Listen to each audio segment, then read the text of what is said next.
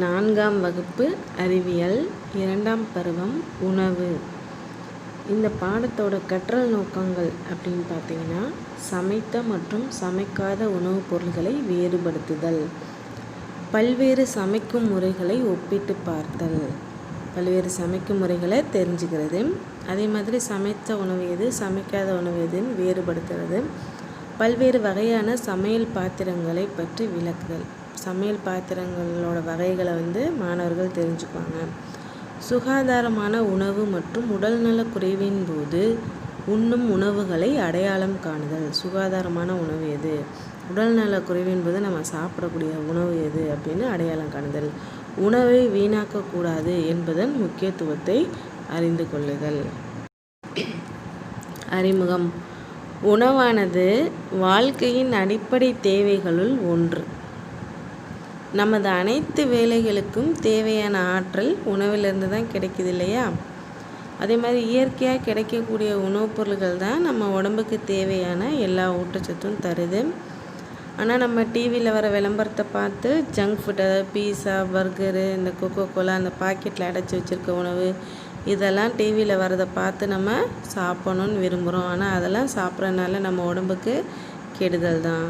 இப்போ நம்ம இந்த பாடத்தில் என்ன பார்க்க போகிறோம், நமக்கு நன்மை தரக்கூடிய உணவுகள் என்ன, உணவு சமைக்கக்கூடிய முறைகள், உணவை வீணாக்காமல் இருக்க வேண்டியதன் முக்கியத்துவம், இதெல்லாம் குறித்து தான் நம்ம இந்த பாடத்தில் பார்க்க போகிறோம். வாங்க பாடத்துக்கு போகலாம். கீழ்காணும் உணவுப் பொருள்களை வகைப்படுத்துக. கேரட், முட்டை, தேங்காய் எண்ணெய், பால், முள்ளங்கி, இறைச்சி, உருளைக்கிழங்கு, தயிர், கத்தரி, வெண்டைக்காய், மீன், முருங்கைக்காய், வெண்ணெய், வெங்காயம், மோர், வெள்ளரிக்காய், நெய். இதில் தாவரங்கள்லேருந்து பெறப்படும் உணவுப் பொருள்கள் என்ன, விலங்குகள்லேருந்து பெறப்படும் உணவுப் பொருள்கள் என்ன அப்படிங்கிறத நம்ம பிரித்து அந்தந்த பாக்ஸில் எழுத போகிறோம்.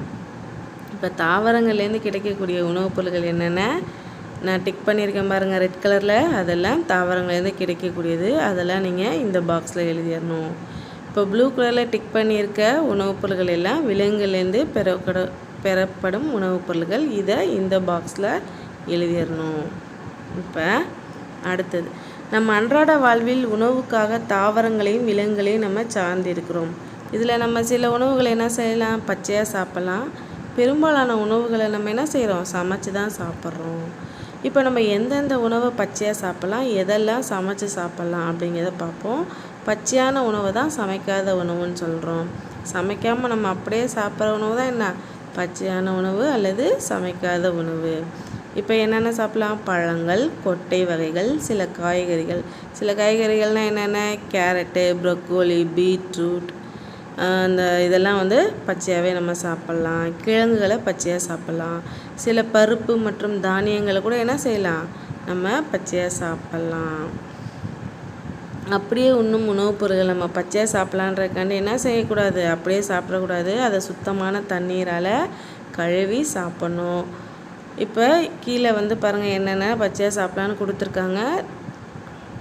அடுத்து காய்கறி பழக்கலவை, இதை நீங்களே செஞ்சு பார்க்கணும்.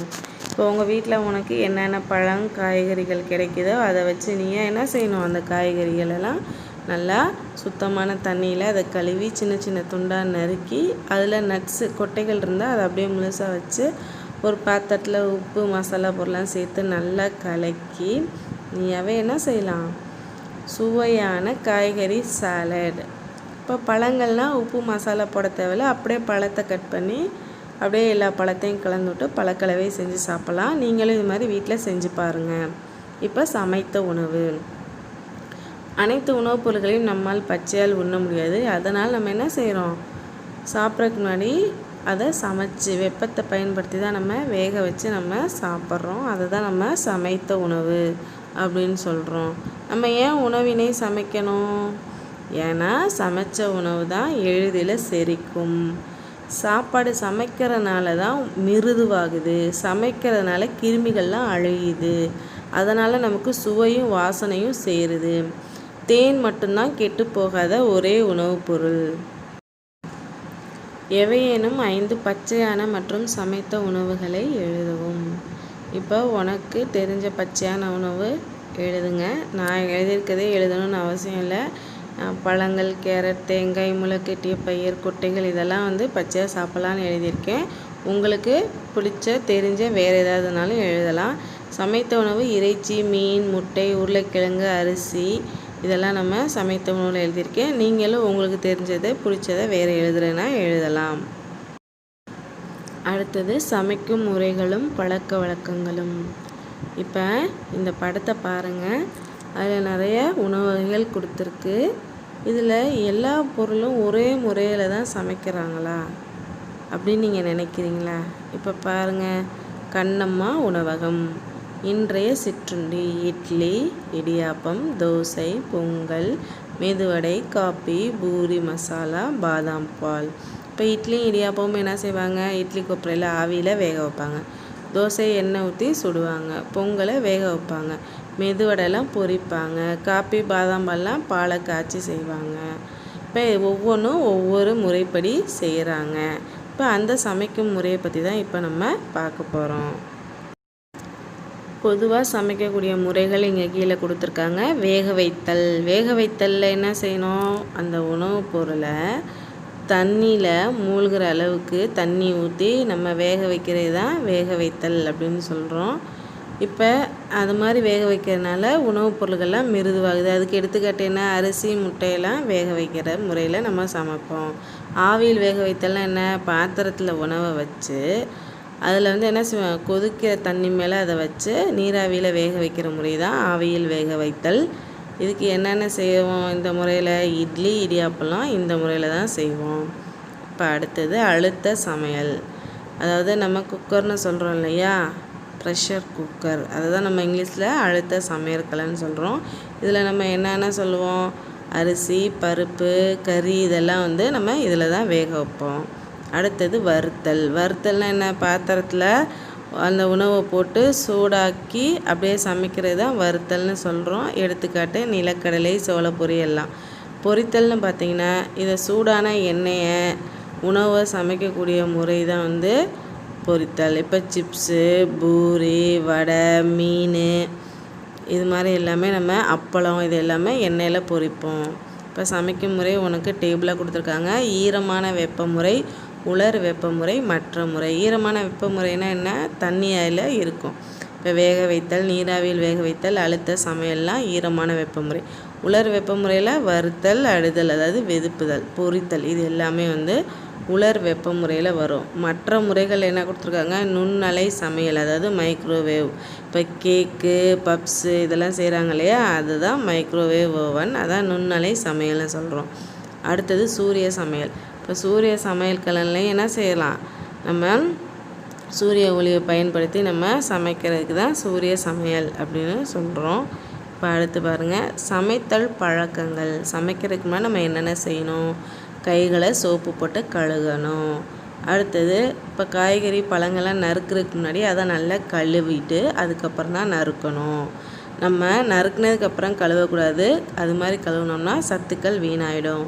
சமையல் பாத்திரம், கத்தி இதெல்லாம் வந்து நல்லா சுத்தமான தண்ணியில் நல்லா கழுவிடணும். அதே மாதிரி அதிக நேரத்துக்கு நம்ம உணவை வந்து என்ன செய்யக்கூடாது?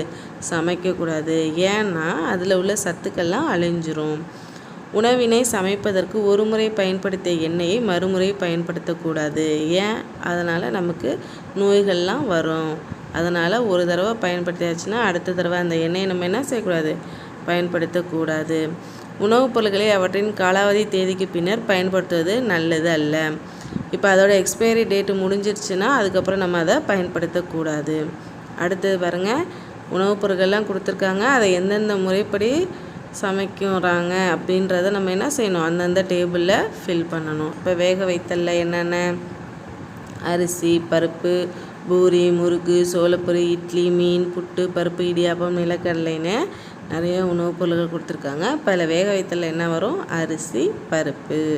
நீராவியெல்லாம் இட்லி, புட்டு, இடியாப்பம் இதுதான் வந்து நீராவியில் வேக வைப்பாங்க. வறுத்தலில் சோளப்பொரி, நிலக்கடலை இதெல்லாம் வறுத்தல். பொரித்தலில் என்னென்ன? பூரி, முறுக்கு, இன்னொன்று என்ன? மீன். இது எல்லாமே வந்து பொரித்தலில் செய்வாங்க. இப்போ கீழே பாருங்கள், விடையளிப்போம். உன் வீட்டில் பின்பற்றும் 2 சமையல் முறை என்ன? வேக வைத்தல், நீராவியில் வேக வைத்தல் நான் எழுதியிருக்கேன். இல்லை உங்கள் வீட்டில் வேறு என்ன முறை இருந்தாலும் அதில் நீங்கள் 2 எழுதிக்கலாம். சரியா தவறா? சமைக்கும் முன் கைகளை கழுவ வேண்டும். சரி. அப்போ சரின்னு எழுதிருங்க.